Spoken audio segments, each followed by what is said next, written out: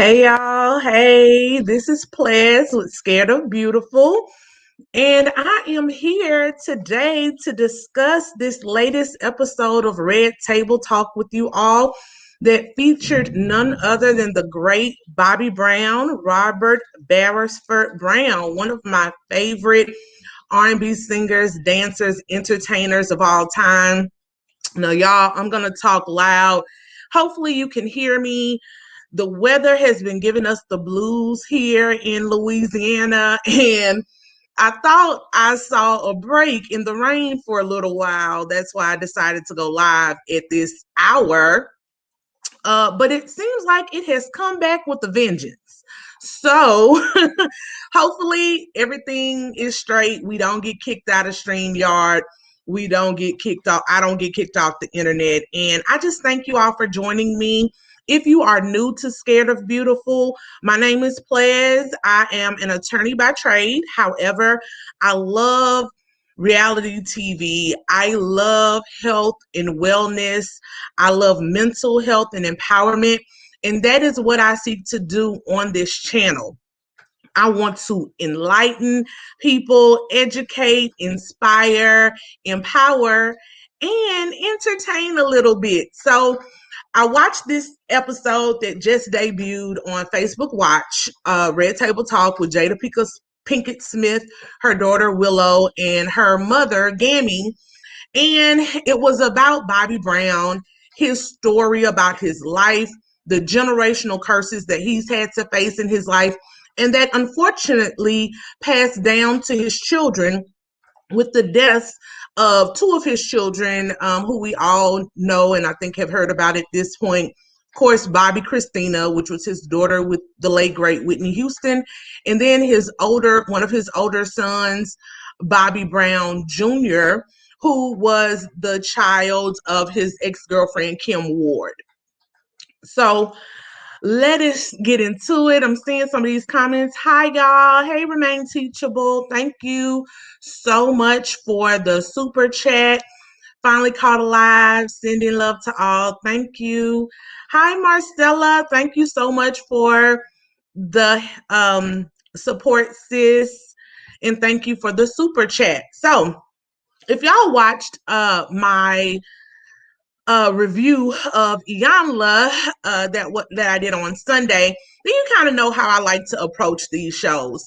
I watch the show for entertainment, but I also watch to see what I can learn and what hopefully anyone can learn from some of our great stars and the things that they've been through in their lives, and how we can have actual tools that we can use to help some of this trauma and stop it from passing from generation to generation. So, with that being said, this talk will go over what happened in his Red Table Talk, all of the things that he let us in on, some of the generational curses and patterns that he saw in his life, and maybe we can work to try to see and do a deep dive in our own lives, and also tools that we can use to help our own children and move forward. And if you don't have children, it's fine. I don't have children, but I like to learn these things to look at ways that I can think about when I do have children, things that I want to be conscious of and aware of to hopefully make my children have a better life. And even if you never have children, there's someone in your life who looks up to you. It could be a niece, it could be a nephew, it could be a mentee if you're a mentor. So how do we better ourselves and then bring it back around to better our communities and hopefully help us get to a better place as a people? So let's get into it. If you are new here, please subscribe to the channel, like the video, and give me your comments and thoughts on what you see, what I'm going to show you, and what happened in the show. So, like I said, it featured the great Bobbi Brown. Y'all, I loved Bobbi Brown. I'm an 80s baby. I was about 5 or 6 when he was super big, and I just thought he was the greatest thing since sliced bread. He could sing, he could dance, and as they said in this Red Table Talk episode, he was the bad boy. He was the villain. He was the one that everybody loved to hate. And he had the swag. He wasn't the cutest of New Edition, but he definitely had the swag and the style. So I loved Bobby. I have followed him for so long. I loved his movie. If y'all haven't seen it, go see it. The one about his life on BET. They did an excellent job. But we learned a lot about him and his relationship with Whitney. So Bobby came on the show because he wanted to talk about generational curses and the trauma that he's gone through now with losing two of his children to drug overdoses. He says losing Bobby Brown Jr., who just died last November 2020, hit him very hard. He had just been in the studio with his son 2 days before, and he did not know that his son was using drugs. He said that his son was not an addict. He wasn't a user, but he did experiment with things from time to time. Recently, the autopsy came out from Bobby Jr.'s death, and it was revealed that his cause of death, the drugs that were found in his system, was a mix of alcohol, fentanyl, and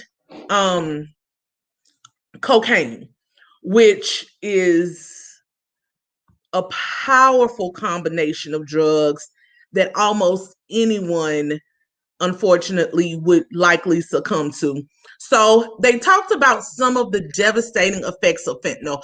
I wanted to just make this into a slide, give this information to everybody in case you all don't see the episode, or if you want to see it and use it with your own children or people who you care about, to talk about the dangers of opioid abuse that this country is currently undergoing. So fentanyl is a synthetic opioid. It is a hospital grade pain reliever that is only supposed to be used after surgery and under doctor's orders.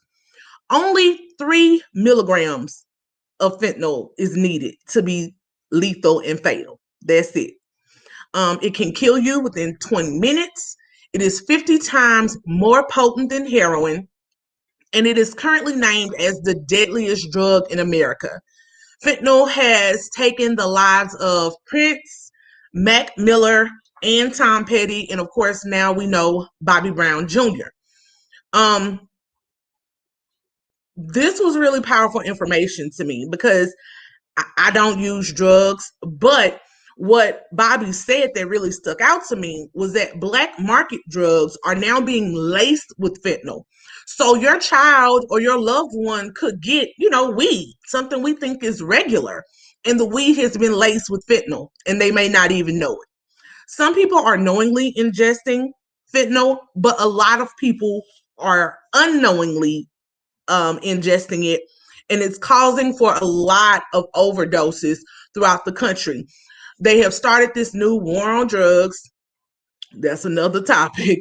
But in this new war, they are fighting fentanyl and treating it as an actual crime. So the LA powers that be are currently looking for whoever sold or gave Bobby Brown Jr.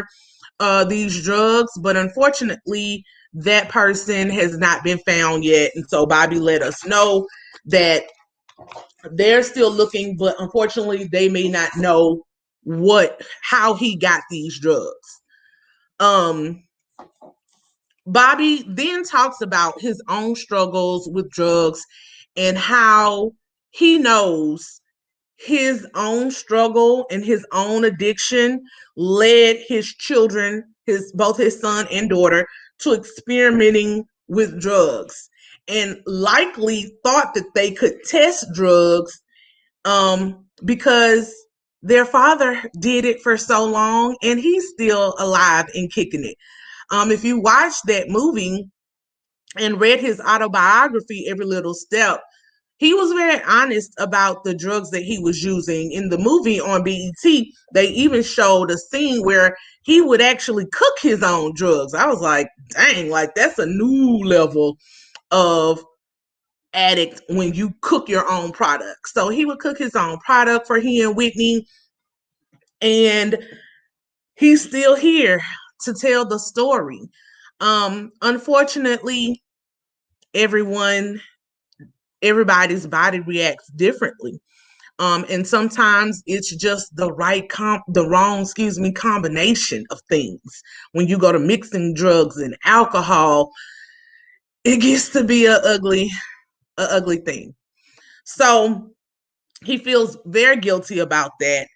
He knows and wishes now that he did not provide those examples for his children, and knows that their lives may have been different if they did not see his addiction and his drug use throughout their childhoods. Gammy, who is Adrienne Norris, Jada Pinkett's mother, also shares her own battles with addiction and how she didn't know as a young teenage mother at 17 that everything she did, every decision she made would impact her child. And I think that's just something that we all kind of need to take in and digest. You know, we all know our children watch us and our children look at us, but really, we become our children's and other people around us first example. We model to them what good behaviors are and what bad behaviors are. And as the old saying goes, you know, parents used to love to say, do as I say, not as I do. But that's just not the reality of human social behavior. We do what we see. Even sometimes when we consciously say, oh, I'm not going to be like my mom or my daddy, some kind of way, more likely than not, we end up being just like them in a lot of ways. He then goes on to tell us that Bobbi Kristina and Bobby Brown Jr. were actually only 1 year apart. Bobby was doing a lot of work back in the day with these children, and so Bobbi Kristina and Bobby Brown Jr. were very close in age. They were very close growing up. And Bobbi Kristina, as we know, died in 2015. She was found drowned in the tub, like her mother was in 2012. They were able to rush her to the hospital, and then she was in a coma for about 6 months. Later on, her autopsy was sealed, but subsequently opened, and it was found that she had marijuana, alcohol, benzos, and morphine in her system at her when she was found in the tub. So, you know, again, it seems like another drug overdose. Then she got in the tub to maybe take a bath and lost consciousness. Similarly, when Whitney died in 2012, there was heart issues, but there was also cocaine, and she was found in a tub. Now, Bobby does admit that there was a lot of generational trauma with Bobbi Kristina because of her watching the relationship between he and Whitney. And that Bobbi Kristina wanted to be just like them. And unfortunately, that was also in the bad ways. However, Bobby drops a bombshell talks about Nick Gordon, which was Bobbi Kristina's boyfriend, and Nick even alleged that they were married right before she died. Nick was, for y'all who don't know the background, Nick was a child that Whitney took into her home when Bobbi Kristina was 8 and Nick was 12. He was the child of a friend who needed some help, and Whitney took him in. And for me, when I hear this story, it's almost like you just never know, you know, when you're trying to help someone, what else you're bringing into your home. I have some family members who were foster parents for a long time, and they actually had a foster care agency. But when they started to have their children, they had to stop being active parents because, unfortunately, some of the children that they were fostering started to have different interactions with their birth children. So, you have to protect home first. And sometimes I wonder if Whitney really knew what was going on behind the scenes with Nick. It seems like almost everyone in this story, from Bobbi Kristina to Bobbi to Nick Gordon, they all were dealing with abandonment issues. And those issues can manifest in so many different outcomes. So, Bobby then drops the bomb and says that he believes Nick was responsible for both Bobbi Kristina and Whitney's death because he was the only person around when both of them died, and because of how similarly they died, with drugs in their system and found down in bathtubs. And so, unfortunately, you don't know. You think family or someone you treated as family wouldn't do that to you, but he saw a lot. He himself was a drug user. He had a lot of trauma in his own background. And who knows, maybe he thought that if they were all gone and Bobbi Kristina was the only heir to Whitney, maybe some kind of way he thought he would be the next in line to inherit the estate. It's just very strange, but Bobby says that is definitely his belief. He can't prove it. Nick Gordon was found legally responsible by a civil court for Bobbi Kristina's death in 2016, and was ordered to pay like this huge settlement. He didn't have no money, so I don't know where it was coming from, but they got the justice on paper. But Nick Gordon died in 2019 from a heroin overdose.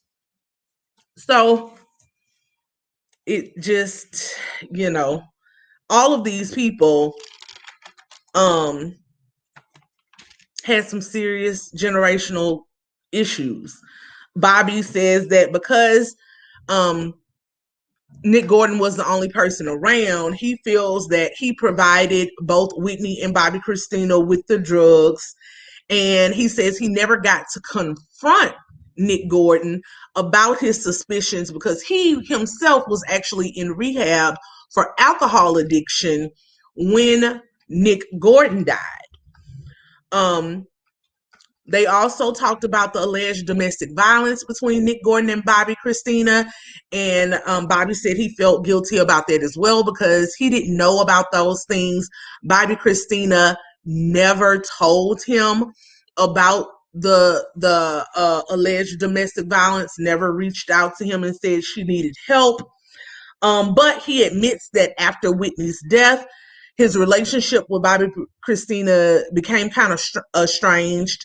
And if y'all were around and following the blogs back then, it was a lot of drama with Bobby showing up to the funeral and the other children, and they wanted them to sit in certain places. It was just way too much. And he ended up leaving. So he and Bobbi Kristina did have a bit of a rift, in that towards right before the end of her life, or the overdose when she was found, that they had actually started mending their relationship, and she was supposed to get on a plane 2 days after she was found. She was scheduled to get on a plane and go move with her dad, and unfortunately, this incident happened. He says that prayer is really the only thing that has gotten him through all of this. Marcella, thank you again for the super chat. She says, I do foster care, but I waited until my last child was 16. These children do bring in a lot of trauma. Nick Gordon was a damaged child, and Whitney was not a good role model. I agree, sis. As much as we love Whitney, she definitely had some battles, some struggles, and some demons. She was human, just like all of us, and flawed. Bobby says prayer is what has gotten him through dealing with Bobbi Kristina's death, and he thinks about it daily, but his kind of coping mechanism is that he pushes it down. If he allows it to stay at surface level and really be on his mind too much, he goes into kind of a spiral, and that's just not good. He knows he can't go back and redo it and relive it, so he tries to not actively beat himself up about it. And Jada agrees, that's a big part of healing. It makes no sense to hold on to the coulda, woulda, shouldas. They make a really good point of saying, beating yourself up does nothing. And Gammy gives what I call a gem. This is one of my gems of the episode. I like to call it the major key alerts. She says that you have to recognize your powerlessness. We think, what if we had done something different? What if we, the reality was you only know what you know. So the goal is to, once you know better, you do better, and recognize that some things you have no control and no power over. However, I don't want people to hear that and think that they should wallow in powerlessness. Recognize that, yes, some things you just can't control. God is over it. But the things that are in your control them. Try to get a control of it. The next gem that they dropped that I thought was, again, a major key,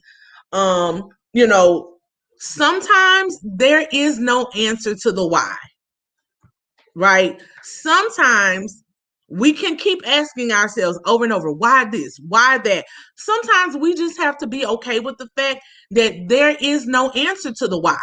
It is what it is. Now, what are you going to do about it? And that's kind of how I feel. I'll just give an easy example with COVID. People love trying to figure out, where did it come from? Did it come from a lab? Did it come from an animal? Did it come from, it don't matter where it came from. It's here and we have to deal with it. We have to try to stay alive, boost our immune system, help our families, and be safe and be a good human for each other.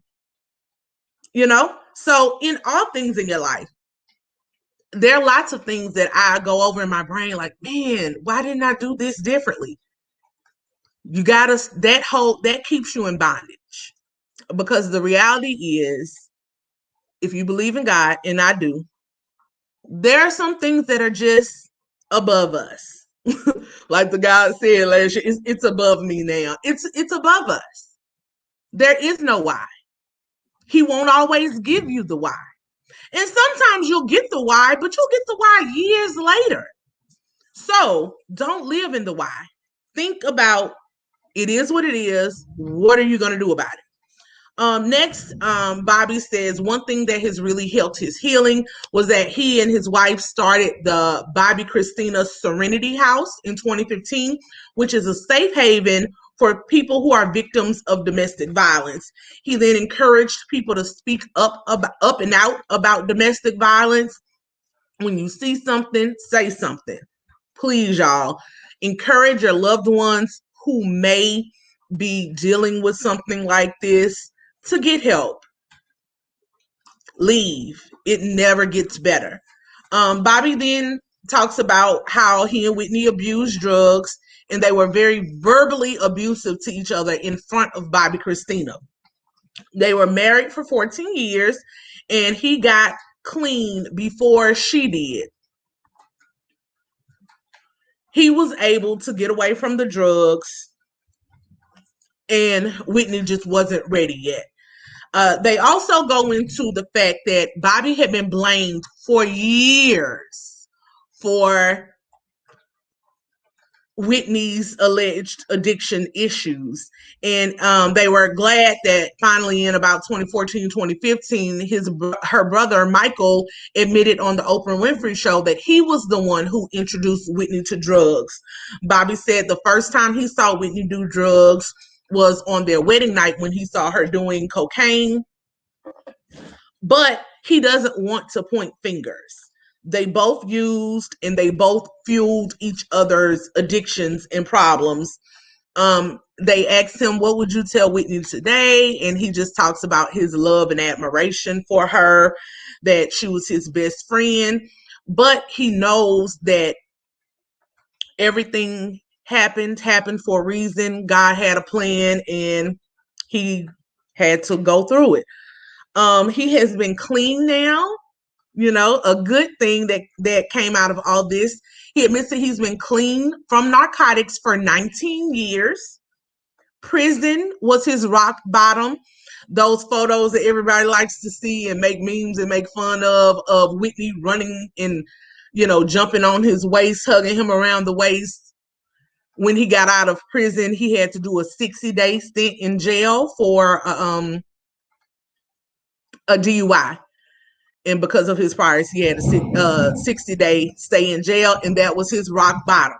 He was able to get away from the drugs. He was able to clean himself up. He had to go through withdrawals. He said the first 20 days in jail were hell, but when he got out, he saw life in a whole new way, and he never wanted to go back to the feeling of being addicted and dependent on drugs. So he let go of narcotics for 19 years. He is almost 1 year sober with alcohol. He said he got off of alcohol because he started noticing that he couldn't just get drunk anymore. He couldn't just get tipsy anymore. He was losing bodily function. He was absolutely dependent on alcohol, and his 3 younger children with his wife would actually see him lose his bodily functions and wet and soil himself. So that was his wake-up call for alcohol. So congratulations to Bobbi. This is, again, a great story. I loved him being honest and transparent on what rock bottom was, what it looked like to him, because he can tell other people, and hopefully other people can see this and see, like, man, Bobbi kicked his habit. I can do it too. He said that he is a strong proponent of Alcoholics Anonymous and the 12-step program. He knows that it governs his recovery, and it truly is one day at a time. They start talking about coping mechanisms for grief, and he talks about he's more purposeful now. He goes to sleep instead of passing out. He prays as soon as he gets up out of the bed. He gets up with purpose. He doesn't just roll out of the bed like he used to. And Cassius, his 11-year-old son, Bodhi, and Hendrix, his son and daughter, those are the 3 youngest children with his wife, Alicia. And he says he changed his lifestyle so that he can teach his younger children by example. He sees the example that he led, unfortunately, for his older children and what happened with that. So now he wants to have a better lifestyle and be a better model for his younger children. Then we get into the generational curse part. We see how it played out with him to his older children. But then he reveals to us that he is actually the product of a generational curse as well, because there was a cycle in his own childhood and family where he saw in his childhood home drug use, robbery, death, and killings. He says that his mother, Carol, and his father, Herbert, were both alcoholics, and it was just a generational disease. The cycle is going over and over, and now he's trying to break the cycle for his younger children. So one thing when we talk about generational curses and breaking cycles, I've shared with you all before, I love psychology. It was my major. It's what I have my bachelor's in. I also have a master's in social work. And it's just a passion of mine, something that I really love, the study of human behavior, why we do what we do. So like when we talked about do as I say, not as I do, the reality is that's not how it happens, right? So one theory in psychology is modeling. It was put out by Albert Bandura. He's the most notable person. And it's about social learning and how we all learn through observational behavior. Again, the whole thing, do as I say, not as I do, it's not real. We do as you do. So modeling is the idea that changes in behavior, cognition, or your emotional state result from observing someone else's behavior or the consequences of that behavior. So it doesn't always have to be negative. Some people look at their parents' drug and alcohol abuse and say, oh no, I see the consequences of that. I'll never do it. And I'll be honest with myself, when I was younger and there was this whole war on drugs in the 80s and 90s, I don't think they do this anymore, and they should. They used to have people come in and do presentations at our schools. I went to a public school in middle school and high school. They would have like basically Scared Straight, but not Scared Straight. They weren't sending you to prison, but they would have like young ladies from the women's prison come in and tell us how most of them were there for being drug mules for their boyfriend. I heard that and was like, okay, I don't want to do that. You know, I'm from the country, but there were a few crackheads in the country. I saw how they would walk around on the streets or rummage through trash and beg at the gas station for money. I never wanted to be that person. But I also know that all people aren't like me, and people get introduced to drugs for lots of reasons. Depression, anxiety, trying to deal with other chemical imbalances that they don't know how to deal with, hanging around the wrong crowds. A lot of people think that it's recreational. I can try it for once and I'm done. But when we talk about modeling with this type of behavior, especially if you're a parent, like I said, or if you're someone who wants to be a parent, or even if you're not a parent, and you just have other people who watch you and look up to you.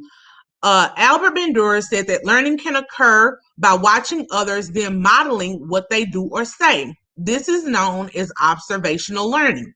Through modeling, Bandura has shown that children learn many things, both good and bad, simply by watching their parents, siblings, and others. So the biggest thing that came out of what Bandura did was the Bobo doll experiment. This happened back in the 50s, I think early 60s. He presented children with these dolls to see how they handled aggressive or violent behavior. And the kids would like beat up the doll. So it showed how children see aggression and violence and learn how to model that themselves.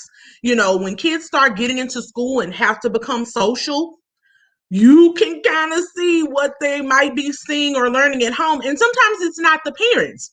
Sometimes it's the television. Sometimes it's the internet. Sometimes it's, you know, we have all these tablets and devices. You have to be clear what you let your children see and ingest, because they will start to think, this is how I'm supposed to respond. Somebody makes me mad, pop them over the head. If somebody, you know, if you curse at your children, they pick up the worst stuff for whatever reason. So be mindful of how we teach and talk to our children and the things that we let them see. You know, they learn all of that. And so the good thing is you can use this for positive ways, just like it can affect children negatively. So a pro-social or positive model of modeling is, you know, reading. If you want your children to read to them. You should start, you know, reading sets a child up so fast. You know, if you have your kid reading before kindergarten, they're light years ahead of their peers. So read to them. Let them see you reading. Keep books in the home. Balance screen time with other activities. If you want them to be healthy, let them see you be healthy. Let them see you eat right and exercise. Since I've been on my weight loss journey, I follow a bunch of different people on Instagram, and one lady has, you know, a little girl, and it's so adorable to me because she'll be doing push-ups and sit-ups, and the little girl will have her little baby dumbbells doing it too. You know, I wish I had that model as a child. I've been overweight since I was 6. You know, I wish I saw somebody doing these things, because they then become ingrained habits that almost become second nature to your children. Even if they grow up and get away from it, they still, for the most part, come back to that core childhood training and teaching. The same holds true for basic life qualities: kindness, courtesy, honesty, Model those things for your children. I have an aunt, I love her to death. She's so humble. So humble. I've never seen her angry. I've never seen her quarrel. And she models grace for me regularly. And I always tell her, Aunt, I'll just call her Aunt E. Aunt E, I want to be like you. Like, I want to believe in God like you. I want to have your faith. I want to have your level of forgiveness where you don't let people offend you. Cause I ain't really got that. I'm a little, I got a little chip on my shoulder sometimes. So, just think about these things. Antisocial models have the same effects, but in a negative way. Children model aggression, violence, and sadly, in this case with Bobby Brown and his children, drug abuse. So next, Bobby goes on to talk about, that's just some good stuff. Hopefully y'all got something from that. And if you want to learn more about Albert Bandura or modeling social learning theories and behaviors, cognitive behavioral stuff, check it out. Google it. He goes on to talk about how his oldest two children have actually been holding him down. They've been a foundation for him, Landon and LaPrincia. They fortunately haven't had any serious issues with drug use, and they're on a great track. Landon actually has two children, so Bobby B is a pawpaw now. Now he says that he knows God has given him lots of chances and that he must be here for a reason. I honestly, when I watched that movie, y'all, on BT, I was like, Bobby got 9 lives. Whew. So then they go on and talk about Alicia, his new wife, who he has been with for almost 10 years, married, but they've been together for about 14 years. She's his best friend. He said she encourages him and gives him the energy to live a righteous life and a better life. She's helped him learn how to deal with the past, but also move forward into the future with her by his side. He knows that he can do anything. And for me, it was great to see him rebuild, rebound, have a new love story. Everyone deserves that. He has to move forward. And I'm glad to see him doing that. They've been friends for years. She was a dancer, y'all. I was shocked when I saw this. I know a lot about Alicia, but I did not know that she was the saxophone lady in the classic Rump Shaker video by Rex in Effect. She was, so her and Bobby have been friends for a long time. In fact, Alicia was a guest at the Bobby Brown and Whitney Houston wedding. Now that I was like, oh, okay, all right now. That is, sometimes your replacement is closer than you know, but they say they weren't friendly or together or anything while he was married. They reconciled their friendship after his divorce from Whitney was over. And she has been able to be with him throughout all of his trauma and everything that has been going on later in his life, and has worked with him to get him to a better place. So y'all, again, even I made a little chart of it, but in the movie, I was floored by this as well. I don't know how Robert Barisford Brown is still standing. This man has been dealt with loss after loss after loss. So, in such a short period of time. So he lost his mother, Carol, to a heart attack in 2010. His father, Herbert, passed away shortly after, although he had been sick for a while. Carol's death was sudden. Herbert had been sick for a while longer. He was a bit older. I think he was in his 80s, but he passed a few months after his mother in 2011. And then, of course, Whitney died in 2012. Bobbi Kristina died in 2015. And then now Bobby Jr. has died in 2020. Bobby admits that he was overwhelmed by all of this, but he just tries to keep pushing forward for his wife and his children and himself. Alicia says that she came in and wanted to show him unconditional love, wanted to show him what it's like to have someone who's a constant in your life, but also wanted to bring a reality check to his life. Y'all, I was here for Alicia. She said Bobbi had too many yes men around him, and that everyone was just, telling him what he wanted to hear instead of what he needed to hear. And I just applauded that. And I applauded the fact that Bobbi was open to that.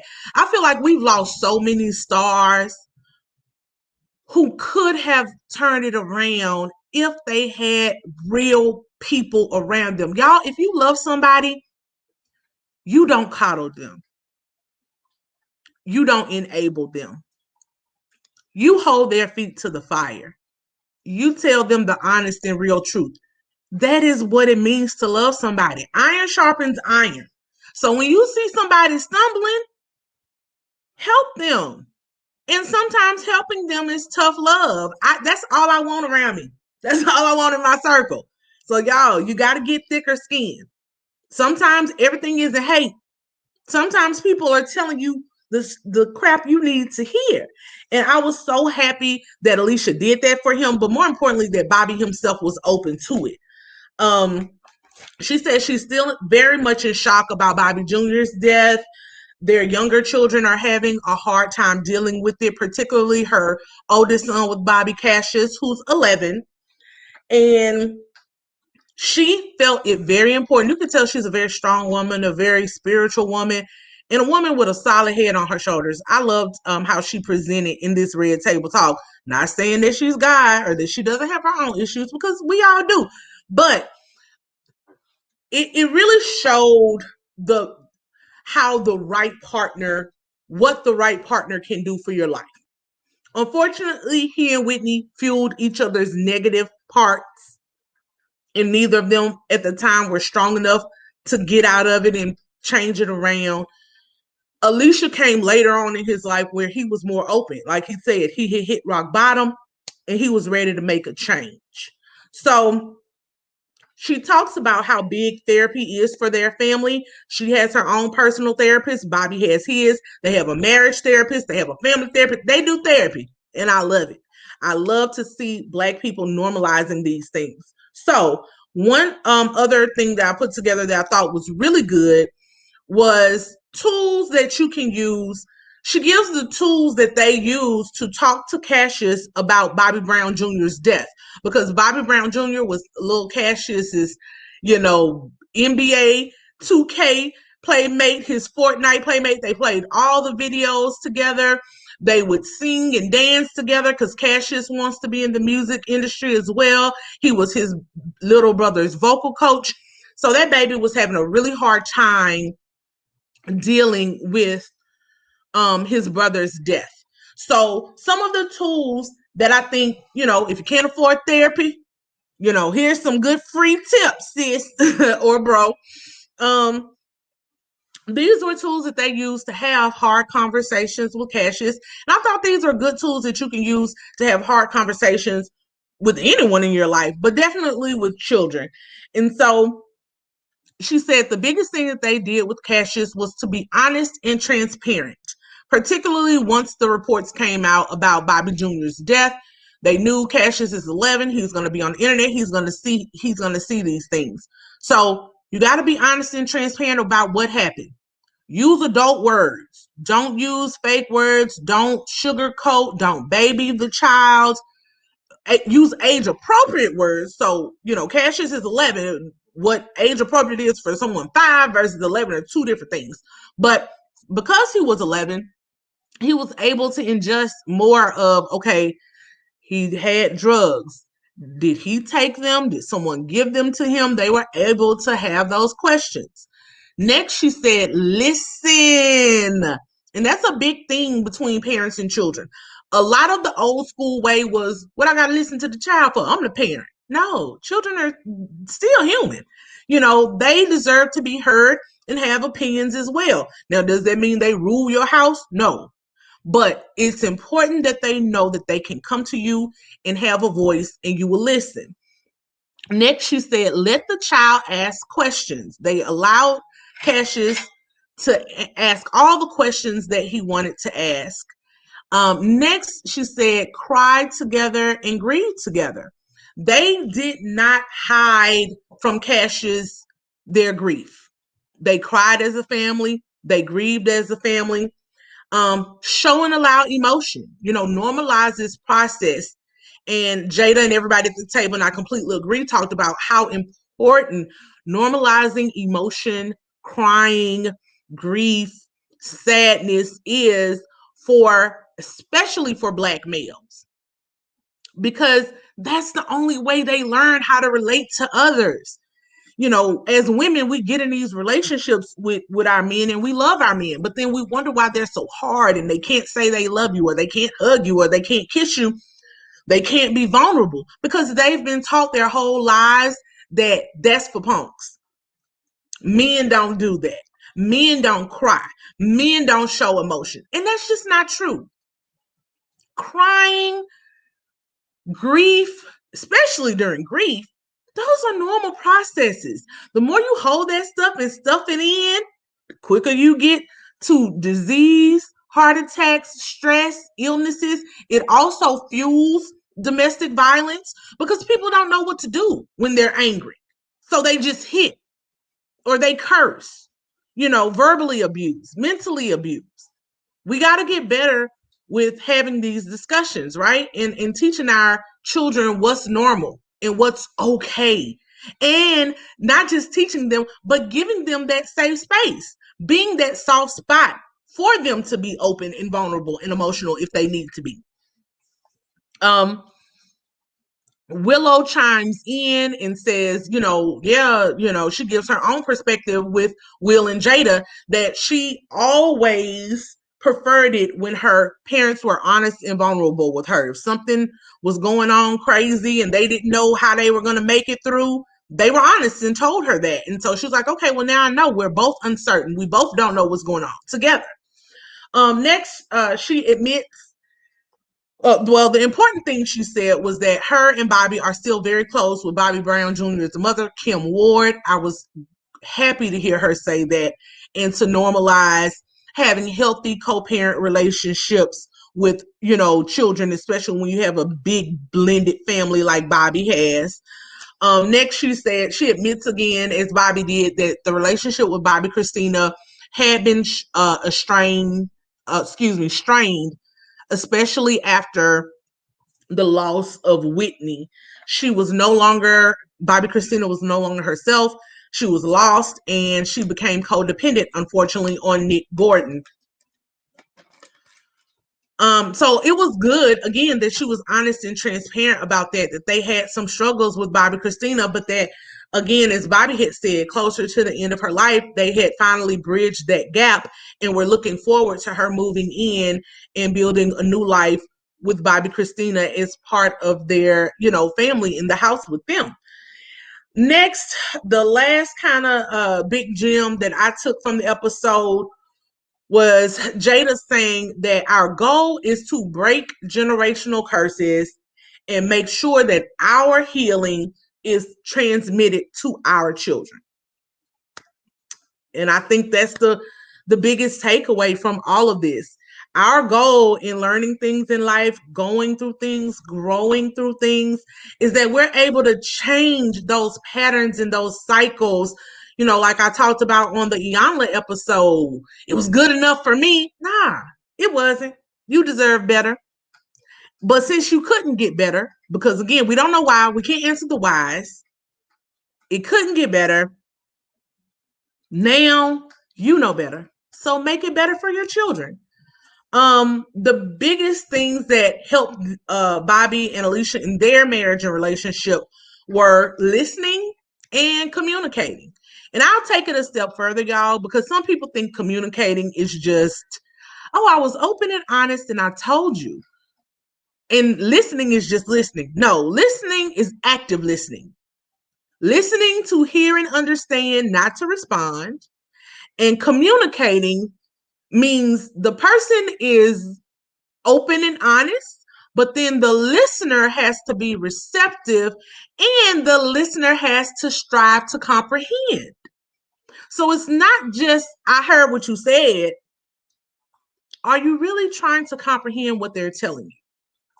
The last thing that Alicia said that I felt was really good, because Jada kept calling her a ride or die. And I got what Jada was saying, but I also don't like that phrase because people abuse that phrase. But I do think Alicia showed positive qualities of a type of ride or die woman, which was a woman who saw that Bobbi was flawed and wanted to show him unconditional love and help him get tools to change, but ultimately knew she could not change him. We can't change nobody, sis. We only change ourselves. I can help, I can encourage, I can motivate, but I can't do the work. You can't do the work. The person has to do the work. And for those who follow me on All About the Tea, they kind of know, like, I myself, when I took a break from dating in 2018 and got into therapy because I knew my emotional baggage, my relationship baggage, my childhood trauma was not going to allow me to be in a healthy long-term relationship marriage with anyone. And also, I didn't want to pass that crap on to my kids. Furthermore, that wasn't going to be my partner or my children's job. That wasn't their work to do. And it's unfair when we ask our partners to do that. They can't do the work for you. They can help you. They can't do it for you. So Alicia said that it wasn't easy waiting for Bobbi to get it together, but she did trust the process and the journey. And that was the end of the episode. I felt it was a very good episode. It's only 30 minutes, so that it's only so deep they can go. But I think they went pretty deep. But furthermore, it was more about what we can take and apply to our own lives. So here's a little slide I put together of the gems that I talked about. Recognize your powerlessness. Some things it ain't in your power. Ain't nothing you can do about it. 2, sometimes there is no answer to the why. It is what it is. Now, what are you going to do about it? And 3, our goal is to break generational curses and make sure that our healing is transmitted to our children. And for those of you who may not have children, your other loved ones or people who may look up to you. I am going to drop the link just in case anyone wants to come in and do a chat for about maybe 10 or 15 minutes. I'm going to cut this, try not to make it 2 hours, almost 3 hours like the other one was. But I think it's very important. I thought it was an excellent episode. I thank Mr. Brown for sharing himself and his life with us and being so honest and transparent, because this family was huge. Bobbi and Whitney was huge in our community. A lot of people look up to them. And so it's good to see and hear someone who went through the throes of addiction, pull himself out, get his family together, and show how much, excuse me, I didn't mean to do that, but show, how life can change and how you can change your life when you want to, for the betterment of your children. I'll go back now through some of these. Hey, Coley, thank you so much for the support and the super sticker. Mina Hill, thank you for the super chat. She asked, did they bring up Pat Houston? No, not at all. They didn't even bring up Sissy. The only time they showed Sissy was when they showed the clip of Sissy and Michael sitting on the Oprah Winfrey show talking about, when Michael introduced Whitney to drugs. That was the only time another Houston was even shown or mentioned. Karen, thank you so much for the super chat. Love this live, please. Thank you. I always try to really think on things that I want to do for y'all and that I'm also passionate about. And that I think will help. Players, again, oh, thank you so much for the super chat. Players love this dialogue. Yeah, we're all a family. We all want to get this right and get it together. Let's be the best that we can be for ourselves and for others. I'm going to drop the invite link one more time if you all want to call in. If not, definitely, if you haven't had a chance to see the Red Table Talk episode that I just discussed, go check it out on Facebook Watch. And it was really good. It was very introspective. He dropped those bombs, with his belief that Nick Gordon contributed or maybe even caused the death of both Whitney and Bobbi Kristina. He talks about his own childhood generational curse and trauma of how he saw drug use, alcoholism, even some robberies and killing in his own childhood, and how that translated to him growing up in Boston and then going off with New Edition and, all the drug use in his own life. Talked about the tragedy of he and Whitney, their twin flame being just not the best thing. They, fueled each other's addictions. And now with his wife, Alicia, she's helping him get better, showing him a different way of life so that hopefully the younger children, Cassius, Bodhi, and let me see, what was the other child's name? Hendrix will, be better. So I don't see anybody calling. Oh, hey, here we go. Hey, Mina, how are you? Hello? Hello? Me? Hello. Yes, can you hear me? I can hear you now. Okay, great. First of all, I love the platform. As a social work major, the way you do your videos is just right up my alley. So thank you so much. You're welcome. Thank you. Thank you for watching. Yes. Talk about my childhood crush since Candy Girl. I have been rooting for Bobbi for years. Yes, I understand. You what? I said I went through ridicule, everything. People talked about me so bad because I just would not let Bobbi go. I just had high hopes for him. And it's nice to hear that his life is finally getting to a place. And what makes me even more happy is losing his son could have truly sent him back into the throes of addiction. And I'm so glad to hear that it didn't. Absolutely. Absolutely. And it's really just because, he did his work. He at least started it. I should say that. Because he started the work, it made him stronger to handle this blow. Because you're right, it could have taken him back.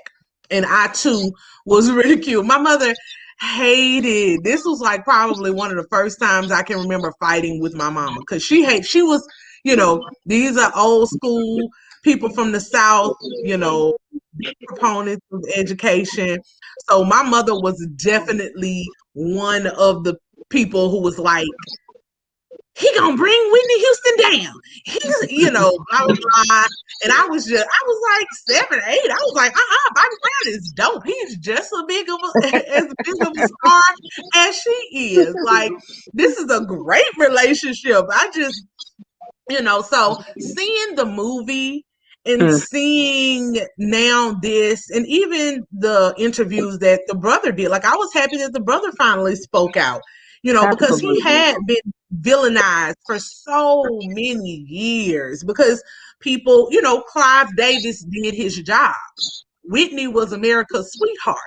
Absolutely. And Bobbi was the little, roughneck street thug from Boston who couldn't get along with anybody, who was so arrogant and full of himself.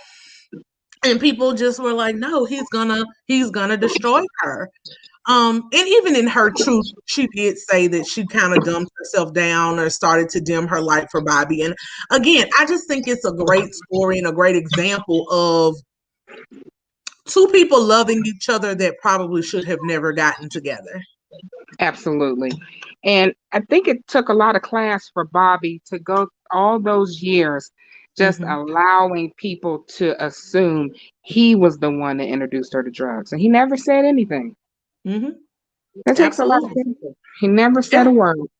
Even with this, even when Jada and the people, the producers at Red Table Talk brought up this segment and showed the video of Michael admitting it on Oprah, he still brought it back to, I don't point fingers. We used together, we fueled each other's addictions. Like you said, I gained so much respect for him. Even like I said in the rundown, watching the movie and seeing, because I don't process death well. When Bobby said I push it down, I understood that, because for me, death is like I don't know how to deal with it. And so honestly, what you say, do a social work maybe. So, avoidance is one of my biggest defense mechanisms. It's like, okay, that's over there and I can't really revisit that. It's over there. I know it's happened, but if I allow it to be in my conscience, I can't function. So I knew what he meant. I know some people will look at that and say, what he mean? He pushed his daughter's death down. He can, if you allow that to be at your forefront, I mean, because like they said, what are you going to do at this point? It is what it is. How can you move forward? And so to a lot of people, that's just how you process, your life and how the only way you can move forward. So yeah, I gained a lot of insight from him, but furthermore, I was proud of him using his platform, especially with this release of how, the types of drugs that were found in Bobby Brown Jr.'s system, to say, y'all, this is something we need to pay attention to. Because I've heard about the opioid crisis and things like that, but I haven't really seen it. And it's, mainly I ain't gonna say disproportionately, but it's more so affecting white communities. But this stuff is starting to trickle into our communities as well. Our children and young people are starting to use these synthetic drugs that don't do what the regular, drugs back in the day used to do. And those were bad too, but now it's a whole different game. Oh yeah. I remember when people were, what was that synthetic weed or something that people were dying from a few years ago that they finally had to take off of the market. So very true. I was proud of him using himself and his family as an example for that. So and that's brave. It's really brave because like I said, my degree is in social work, but I work as a juvenile probation officer. So we are seeing so much, and I never thought our community would get into the opioids. I just never thought it was going to happen. How they say stereotypically, how, Black people scared of needles and all that kind of stuff. Well, we're not going to get into that. They didn't understand you can, opioids is in form of pills, all kinds of things. So, but I'm just so happy that Bobby seems to be on the right path. And I do believe it's a testament to his wife. Yes. Not saying that he didn't do the work, but he had the support that he needed, and she didn't give up on him. And she pushed him. She challenged him. Most people need that. They need somebody that's going to challenge them and not just allow them to get away with what they've been getting away with. So absolutely, it was it was so many different, angles and stories you could get from this, but I'm glad that you enjoyed it and you were able to glean some lessons as well. And thank you so much for supporting me and joining me here. Absolutely. I love y'all. On the panel. Oh, thank you so much. Like I said, this has been on my heart for a long time, so finally deciding to do it, it's been great to see the response. So I really do appreciate you and other people who have followed me and joined me here from All About the Tea and other places if you're just finding me. But yeah, I wanted to do something a little different here. Even like I said, when we watch these reality shows and stuff like this, what else can we get from it? Not just the laughs and the drama, what else can we get? Because there was a little drama. Like I said, I didn't know Miss Alicia was at the wedding and was in the Rex and Effect video. I was like, okay, Alicia. Interesting. Very interesting. But everything happens for a reason. Yes, exactly.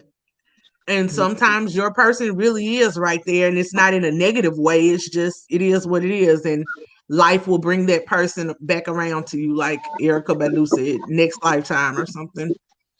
And for Bobby, he's had a few lifetimes. So yes. But you're right, he definitely got 9 lives. He is here for a reason. Absolutely. Yeah. Okay, well, thank you so much for taking my call. Thank you for calling in. I'll talk to you later. All right, take care. Bye-bye. All right, y'all. I'm getting ready to wrap this up. I hope you all really enjoyed this. Like I said, if you haven't seen the episode, go watch it on Facebook Watch. If you're not on Facebook, usually somebody bootlegs these things and puts them on YouTube. But if you love Bobbi Brown, if you love New Edition, if you loved Whitney Houston, if you want to see more about generational curses, things that we can do to help better our families and ourselves as individuals, check it out. I hope you enjoyed it. I hope you learned something about modeling and this part of social learning and psychology. And I hope you gleaned something from the gems that I posted of the episode and the tools that you can use to have hard talks with your children, or really anyone who you need to have a hard talk with. We can't keep avoiding things and sweeping them under the rug because they won't get better or go anywhere. So thank y'all so much. Sandra, I see one last super chat. Thank you so much for the super chat. And I think that's going to be it here today on Scared of Beautiful. Oh, the last thing. Somebody, not somebody. I know some of y'all have been waiting for the Ready to Love and the Married to Medicine. They are coming. Like I said, this weather has been crazy. My internet has been in and out here in Louisiana. So every time I go to upload and transport something to YouTube, it's kicking it out. I may have to do them as lives. I was trying not to do that. Because I do like editing and adding my little GIFs and memes and things that I like to do in my reviews sometimes. But I'm hoping to have this stuff up by tomorrow if the internet cooperates. So again, thank you so much for joining me here. If you like what you see, subscribe to the channel, like the video, comment, give me your thoughts. Let me know if you learned something. Also, my email is in my bio on IG. And no, it's not in my bio. It's in my about section here. And if you need it, it's scaredofbeautiful2020@gmail. So email me if you have some things that you want me to talk about. Inbox me on DM me, on YouTube. Let me know what y'all are thinking. If you want me to see me do something different or something that you have a question about, whether it's psychology based, law based, whatever, I am taking suggestions. And I love y'all. Love, live, light. I hope to see you all next time. I will be on All About the Tea later tonight. So I love y'all. Talk to you later. Bye.